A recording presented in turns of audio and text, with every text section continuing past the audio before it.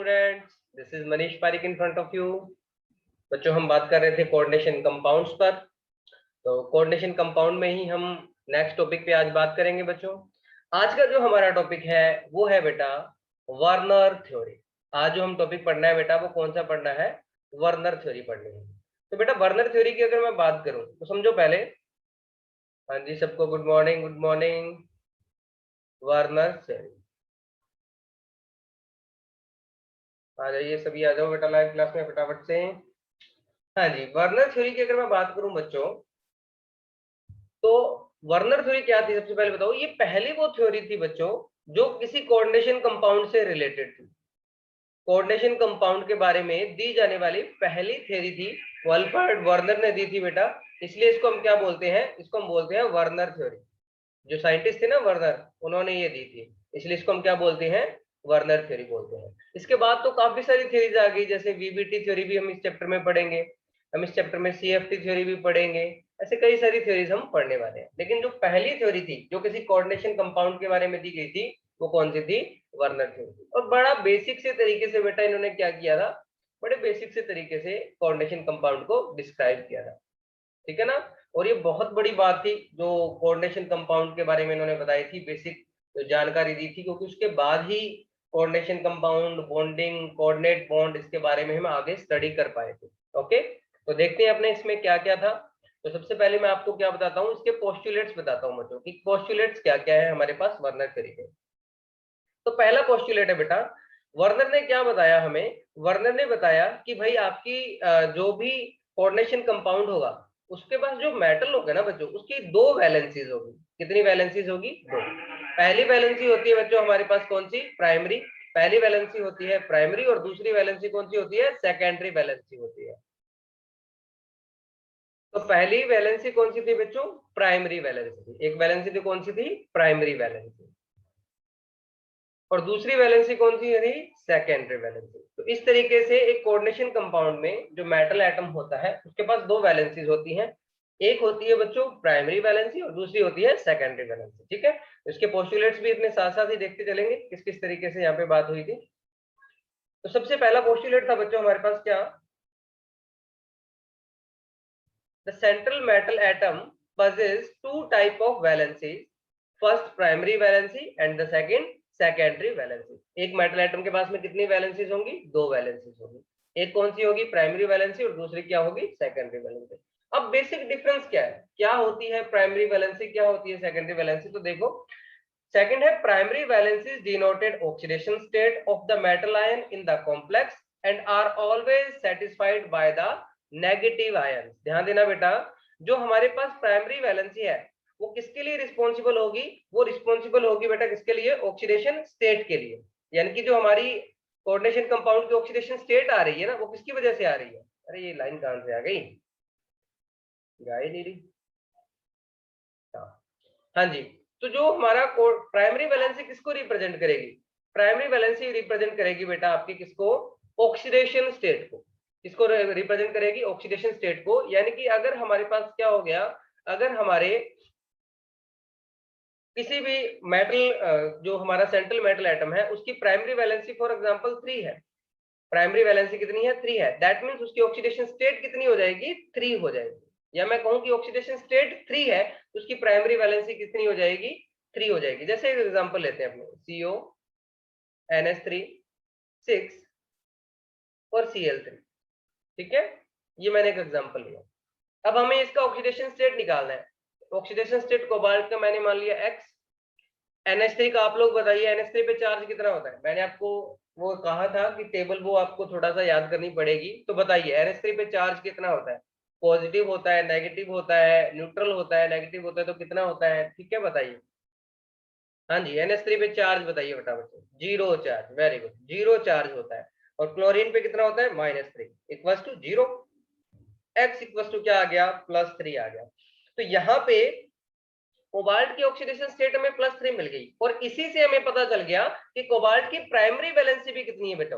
Primary valency भी कितनी है? 3 है। अब प्राइमरी वैलेंसी तो 3 है, हमारे पास दो चीजें हैं सेंट्रल मेटल के अलावा बेटा। हमारे पास कोऑर्डिनेशन में दो चीजें हैं, एक है हमारे पास NH3 और एक है Cl। तो अब इस प्राइमरी वैलेंसी को सेटिस्फाइड कौन करेगा?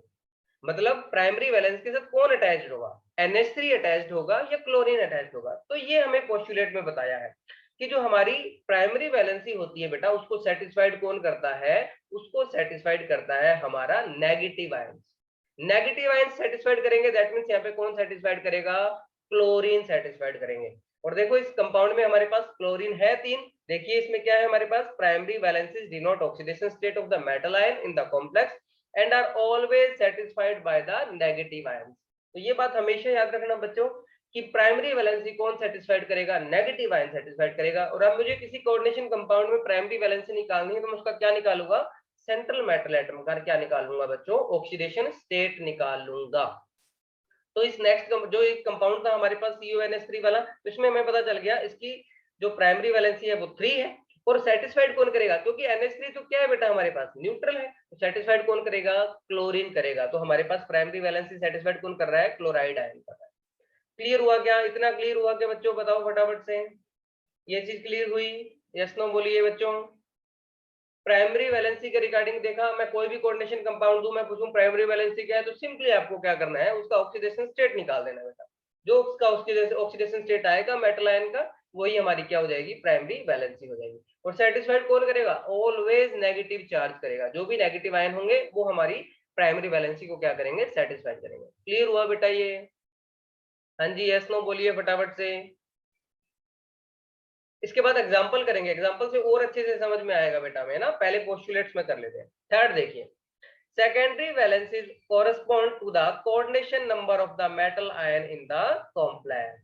सेकेंडरी वैलेंसी क्या होती है, सेकेंडरी वैलेंसी रिलेट करती है किससे, कोऑर्डिनेशन नंबर से। किससे रिलेट करेगी बेटा, कोऑर्डिनेशन नंबर से।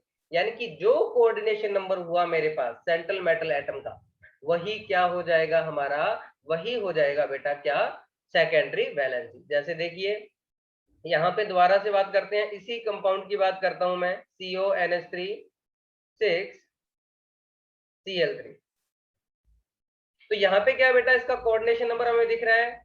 NH3 क्या होता है, NH3 न्यूट्रल लिगेंड होता है, मोनोडेंटेट लिगेंड होता है। तो यहाँ पे कोऑर्डिनेशन नंबर कितना है, 6 है। तो हमारे पास सेकेंडरी वैलेंसी भी, सेकेंडरी जो वैलेंसी है बच्चा, वो भी कितनी हो जाएगी, 6 हो जाएगी। सेकेंडरी वैलेंसी की अगर मैं बात करूं इस कंपाउंड में, कितनी हो जाएगी, 6 हो जाएगी। तो सेकेंडरी वैलेंसी किसको रिप्रेजेंट करती है, सेकेंडरी वैलेंसी रिप्रेजेंट करती है बेटा आपकी किसको, कोऑर्डिनेशन नंबर को। किसको करेगी, कोऑर्डिनेशन नंबर को। या फिर मैं कहूं कि कोऑर्डिनेशन नंबर किसको रिप्रेजेंट करेगा, कोऑर्डिनेशन नंबर रिप्रेजेंट करेगा हमारा सेकेंडरी वैलेंसी को। ठीक है बच्चों। और एक और इंपॉर्टेंट बात, जैसे प्राइमरी वैलेंसी को कौन सेटिस्फाइड करता है, ओनली नेगेटिव आयंस, वैसे ही सेकेंडरी वैलेंसी को कौन सेटिस्फाइड करता है, negative as well as neutral ion. Negative और न्यूट्रल आयंस, ये दोनों के दोनों जो हैं वो सेटिस्फाइड करते हैं बेटा किसको, सेकेंडरी वैलेंसीज को सेटिस्फाई करते हैं। अभी और एग्जांपल देखेंगे, जो वर्नर ने एग्जांपल के थ्रू एक्सप्लेन किया था ना, वो हमने देखेंगे आगे हम किस तरीके से होता है। ठीक है, ठीक है, नेक्स्ट देखिए। अब देखिए, देखिए ये बता दिया मैंने, सेकेंडरी वैलेंसी जो है वो कौन सेटिस्फाइड करता है, न्यूट्रल लिगेंड और नेगेटिव लिगेंड दोनों सेटिस्फाइड कर सकते हैं। नेक्स्ट देखिए, the geometry of the complex depends upon the arrangement of the secondary valencies in the shape, that means spatial arrangement are called coordination polyhedron. इसका मतलब समझिए बेटा, अब जो भी कोई हमारे पास कॉम्प्लेक्स कंपाउंड है, ये कॉम्प्लेक्स कंपाउंड है, इसकी कोई फिक्स ज्योमेट्री होगी, इसका कोई फिक्स अरेंजमेंट होगा ना, कैसे लिगेंड्स अटैच्ड हैं इसके साथ में, क्या इसकी स्ट्रक्चर होगी। तो याद कीजिए, मैंने इस चैप्टर के शुरुआत में फर्स्ट या सेकंड वीडियो में आपको एक टॉपिक करवाया था, पॉलीहेड्रॉन। पॉलीहेड्रॉन किस किस को याद है, बताओ पॉलीहेड्रॉन, फटाफट से रिप्लाई करो।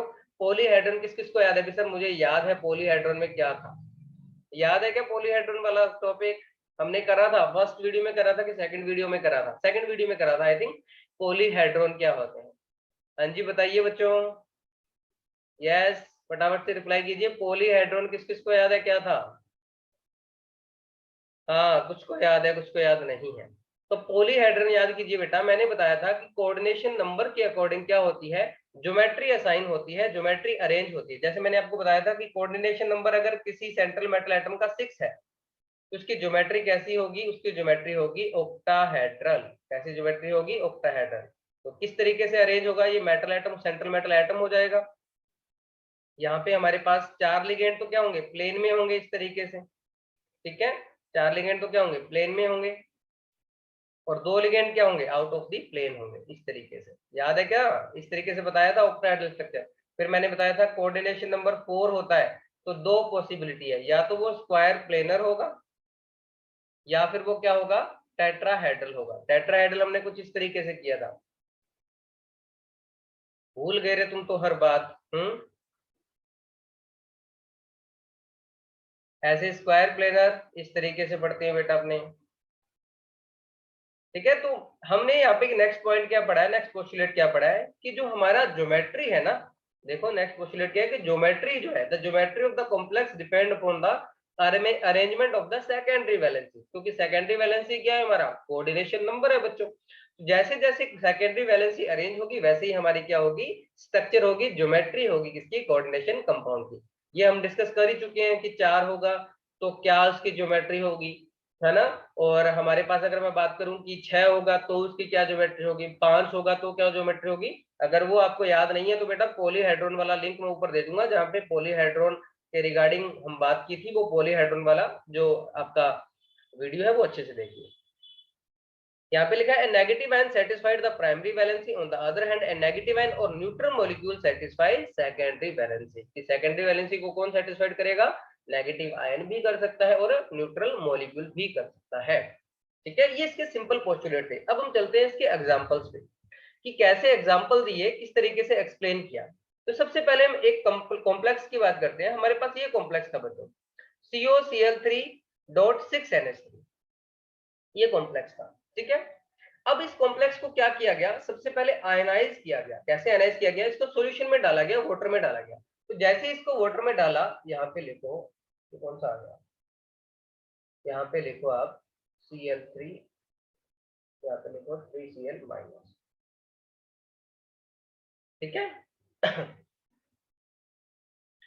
इस कॉम्प्लेक्स को क्या किया गया बेटा, उसके अंदर डाला गया सॉल्यूशन में, तो देखा गया ये आयनाइज हुआ। अब देखो कोऑर्डिनेशन कंपाउंड की रिकॉग्निशन मैंने बताई थी कि ये जो बाहर वाला होता है ये काउंटर आयन होता है, ये आयनाइज होगा। तो टोटल नंबर ऑफ आयंस कितने मिले हमें, तो हमें टोटल नंबर ऑफ आयंस मिले 4। एक तो हमारा कौन सा था, कोऑर्डिनेशन कंपाउंड था, कोऑर्डिनेशन कॉम्प्लेक्स आयन था, और 3 क्या थे, क्लोराइड आयन थे। तो टोटल कितने आयन मिल गए हमारे पास, 4। और यहाँ से देखो क्वेश्चन भी बताता हूँ किस तरीके से पूछा जाता है कि जैसे इस कॉम्प्लेक्स को तुमने आयनाइज किया और इसमें AgCl डाल दिया, तुमने क्या कर दिया, इसमें AgCl AgNO3 ऐड कर दिया, सॉरी, तो कितने मोल AgCl मिलेंगे। ये भी क्वेश्चन आ सकता है कि कितने मोल AgCl मिलेंगे। तो जितने मोल यहाँ से Cl क्या होगा बेटा, Cl विब्रेट होगा, उतने मोल ही क्या मिल जाएंगे, AgCl मिल जाएंगे। तो AgCl कितने मोल मिलेंगे, यहाँ से AgCl मिलेगा हमें 3 मोल। कितने मोल AgCl मिलेंगे, 3 मोल। इस तरीके से भी क्वेश्चन आते हैं भाई हमारे बोर्ड के अंदर भी, कंपटीशन में भी। इस कॉम्प्लेक्स कंपाउंड को अगर हम आयनाइज करें तो हमें सिर्फ ये देखना है इसके काउंटर आयन कितने हैं, उसके अकॉर्डिंग हम देख लेंगे कितने AgCl मिलेंगे, ठीक है। क्या हो गया, ओके बच्चों। अब कुछ बात करते हैं इसके कोऑर्डिनेशन की हम, कि किस तरीके से बात करें। अब देखो COCl3.NH3 in this compound coordination number of cobalt is 6। तो कोऑर्डिनेशन नंबर कितना है, 6 है। 6 कोऑर्डिनेशन नंबर है तो इसकी सेकेंडरी वैलेंसी कितनी होगी, 6 होगी। And NH3 molecule satisfy all the 6 secondary valencies. NH3 है वो क्या करेगा, सारी की सारी जो सेकेंडरी वैलेंसीज है उनको सेटिस्फाइड कर देगा। Chloride ion satisfied the 3 primary valencies. अब यहाँ पे क्लोराइड जो है वो क्या करेगा बच्चों, 3 जो इसकी प्राइमरी वैलेंसी है उनको सेटिस्फाइड कर देगा। These are non directional in character. अब जो देखो ध्यान देना, ये जो सेकेंडरी वैलेंसीज होती हैं ये तो फिक्स एक अरेंजमेंट देती है, एक फिक्स डायरेक्शन में होती है, लेकिन प्राइमरी वैलेंसी का कोई डायरेक्शन नहीं है, वो कैसे भी अरेंज हो सकती है। These chloride ions instantaneously precipitate on the addition of silver nitrate। कि जैसे ही सिल्वर नाइट्रेट के साथ डालते हो ये क्या हो जाते हैं, precipitate हो जाते हैं। The total number of ion in this case को अगर हम ऐड करते हैं इसमें AgNO3 में, यानी कि इस आयन को किसमें ऐड कर दें, AgNO3 को इसमें ऐड कर दें, तो ये कितने नंबर ऑफ AgCl देगा, कितने मोल ऑफ AgCl देगा, 3 मोल ऑफ AgCl ये हमें प्रोवाइड करवाएगा। क्यों, क्योंकि यहाँ पे 3 ही क्या हो रहे हैं, क्लोराइड माइनस आयन क्या हो रहे हैं, लिबरेट हो रहे हैं। ओके, अब सुनो एक बात कि हमने क्या बात की थी कि जो हमारा सेकेंडरी वैलेंसी है वो क्या होता है, एक फिक्स अरेंजमेंट बनाता है जिसको हमने पॉलीहेड्रॉन बोला था। अब पॉलीहेड्रॉन में क्या है, हमारे पास सेकेंडरी वैलेंसी सेटिस्फाइड कौन कर रहा है, इसमें NH3 कर रहा है। तो ये एक फिक्स अरेंजमेंट में होगा। कौन सी अरेंजमेंट में, जब कोऑर्डिनेशन नंबर 6 होता है तो हमारे पास स्ट्रक्चर कैसी होती है, ऑक्टाहेड्रल, यानी कि ऑक्टाहेड्रल अरेंजमेंट में होगा। NH3 जो हमारे थे सारे के सारे किसमें है, एक ऑक्टाहेड्रल अरेंजमेंट में है। ठीक है। अब Cl3 का क्या होता है, कोई डायरेक्शनल नहीं होती, प्राइमरी वैलेंसी को रिप्रेजेंट कर रहे हैं, उनकी कोई डायरेक्शन नहीं है, इसलिए ये क्या है, कहीं भी 3 फॉर्म में डॉटेड लाइन के अंदर अरेंज कर रखे हैं, जैसे एक ये रहा, एक ये रहा और एक ये रहा। तो ध्यान देना, जो हमारी सेकेंडरी वैलेंसी होती है उसको तो हम हार्ड लाइन से रिप्रेजेंट करते हैं, और जो हमारी प्राइमरी वैलेंसी होती है उसको हम डॉटेड लाइन से रिप्रेजेंट करते हैं बच्चों। ओके, तो यहाँ पे क्लोरीन किसको रिप्रेजेंट कर रहा है, प्राइमरी वैलेंसी को, इसलिए उसको डॉटेड लाइन से रिप्रेजेंट कर दिया। NH3 किसको रिप्रेजेंट कर रहा है, सेकेंडरी वैलेंसी को, इसलिए उसको हार्ड लाइन से रिप्रेजेंट कर दिया। ठीक है, और दोनों के अंदर बेसिक डिफरेंस क्या है कि ये एक फिक्स अरेंजमेंट में है, ये जो NH3 है ये फिक्स अरेंजमेंट में है, और ये जो क्लोरीन है, क्लोराइड है, वो किसी फिक्स अरेंजमेंट में नहीं होते। यहाँ अगर टोटल नंबर ऑफ आयंस की बात करें तो वो भी हमने देख लिया कि टोटल नंबर ऑफ आयंस कितने हैं, 4 है। टोटल नंबर ऑफ आयंस कितने हैं, 4 है। कौन कौन सी है बेटा सॉरी, 3 तो क्लोराइड आयंस है और एक क्या है हमारे पास, कॉम्प्लेक्स आयन है, एक क्या है हमारे पास, कॉम्प्लेक्स आयन है। इस तरीके से इस पूरे मॉलिक्यूल की बेटा क्या हो गई, स्ट्रक्चर को एक्सप्लेन हो गया, प्रॉपर्टी सारी की सारी क्या हो गई, एक्सप्लेन हो गई। तो देखो बेटा, यही ऐसी ही चीजें कंपटीशन में अगर MCQ फॉर्म में पूछी जाएंगे ना, तो ये कंपाउंड दे दिया जाएगा, उसमें AgNO3 मिलाने पर कितने मोल AgCl बनेंगे, उसकी प्राइमरी वैलेंसी कितनी है, उसकी सेकेंडरी वैलेंसी कितनी है, उसका ऑक्सीडेशन स्टेट क्या है, उसकी ज्योमेट्री कैसी है। EN रूल के बारे में बात करें, नेक्स्ट क्लास पे EN रूल पे क्वेश्चन आते हैं, तो इसी तरीके के क्वेश्चन आते हैं इन चीजों पर। ठीक है बेटे, ये क्लियर हुआ क्या, हाँ ना बोलो भाई। पहला एग्जांपल अच्छे से क्लियर हुआ बेटे, सबको क्लियर हुआ। ओके, सेकंड एग्जांपल देखते हैं। सेकंड एग्जांपल में हमारे पास एग्जांपल है COCl3.5NH3। ठीक है, अब इसमें क्या होता है, कोऑर्डिनेशन नंबर तो यहाँ भी कोबाल्ट का क्या है, 6 ही है।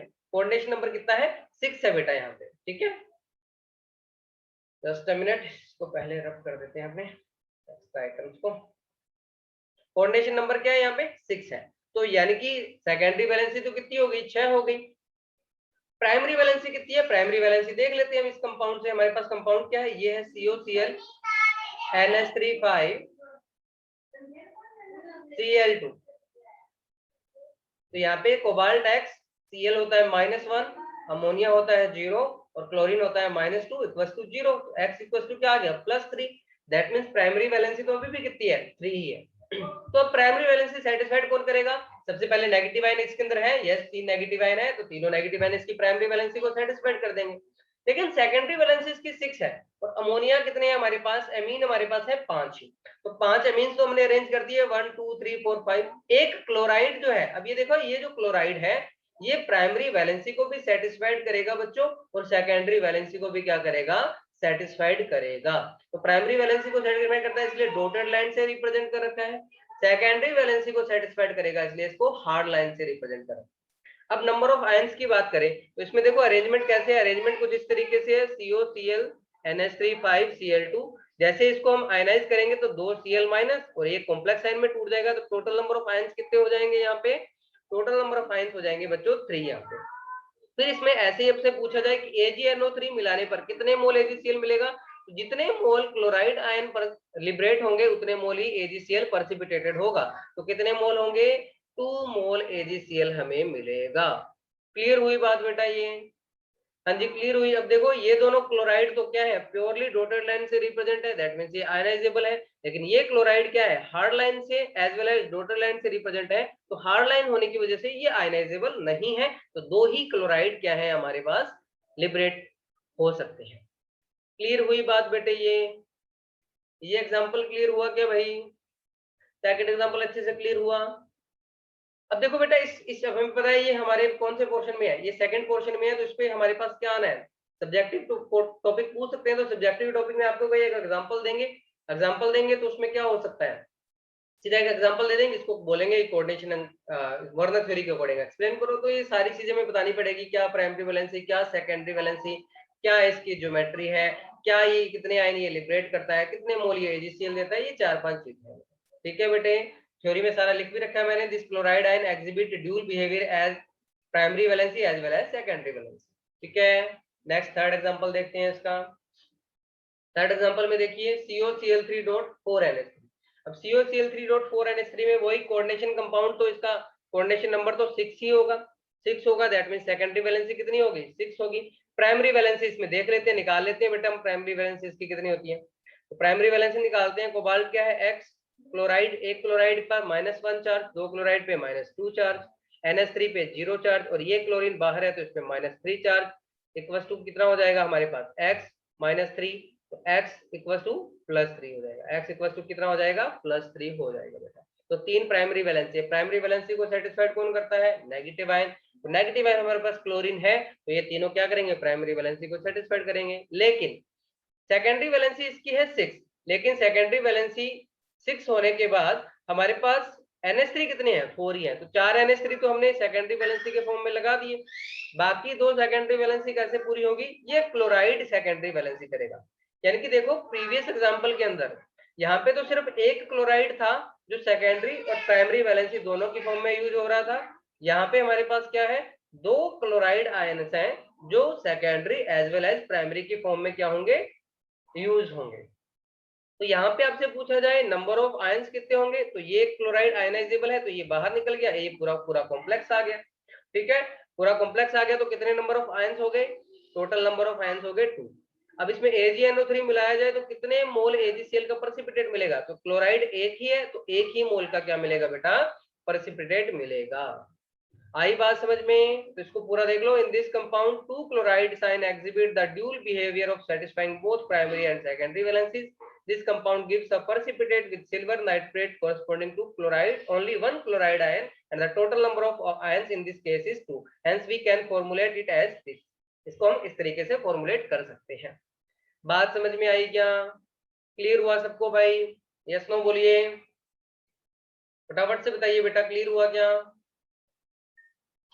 ऐसे मान लो अपने पास ये एग्जांपल दे दें COCl3.3NH3, ये हमें एग्जांपल मिल गया।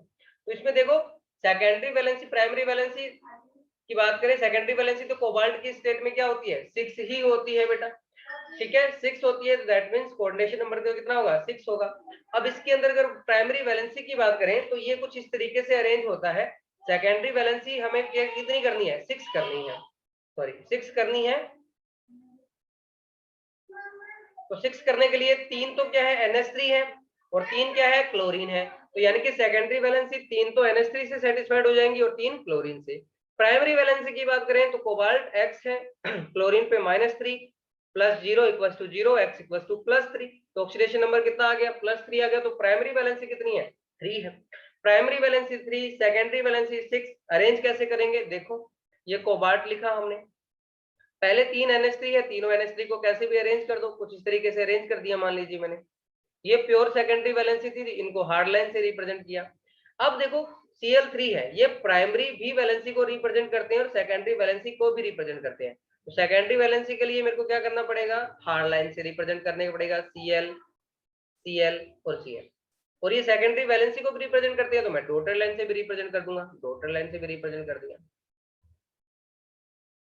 अब आपसे पूछूं कि आयंस, आयनाइजेबल कितने, टोटल नंबर ऑफ आयंस कितने मिलेंगे, तो यहाँ देखो काउंटर आयन कोई भी नहीं है, तो टोटल नंबर ऑफ आयंस यहाँ पे क्या होंगे, हमारे पास कोई भी आयन नहीं मिलेगा, आयनाइजेबल यहाँ पे कोई भी स्पीशीज नहीं है। अगर मैं पूछूं नंबर ऑफ AgCl प्रेसिपिटेटेड तो कितने मिलेंगे बेटा, 0 मिलेंगे। AgCl के कितने मोल मिलेंगे, 0 मिलेंगे, क्योंकि यहाँ पे सारी की सारी क्या है, सेकेंडरी वैलेंसी में कंज्यूम हो रही है, तो यहाँ पे आयनाइजेशन पार्ट कोई नहीं है। क्लियर हुआ बेटा ये, हाँ जी सबको क्लियर हो गया, यस नो बोलो भाई, आई बात समझ में। तो ये थी बेटा वर्नर थ्योरी, ये क्या थी, वर्नर थ्योरी थी। इसके अकॉर्डिंग क्वेश्चन कई बार पूछ लिए जाते हैं। तो होप सो कि आपको अच्छे से समझ में आया होगा किस किस तरीके से हमने पढ़ा है, इसके अंदर एग्जांपल से भी पढ़ा, पोस्टुलेट से भी पढ़ा। तो अगर आपको ये समझ में आया है तो आपको बड़े अच्छे से पता है क्या करना है आपको, जो तुम लोग कभी नहीं करते, लाइक शेयर सब्सक्राइब किया करो भाई, शेयर किया करो, ठीक है बच्चों। तो होप सो आपको समझ में आया होगा। इसी के साथ में happy learning and have a nice day बच्चों।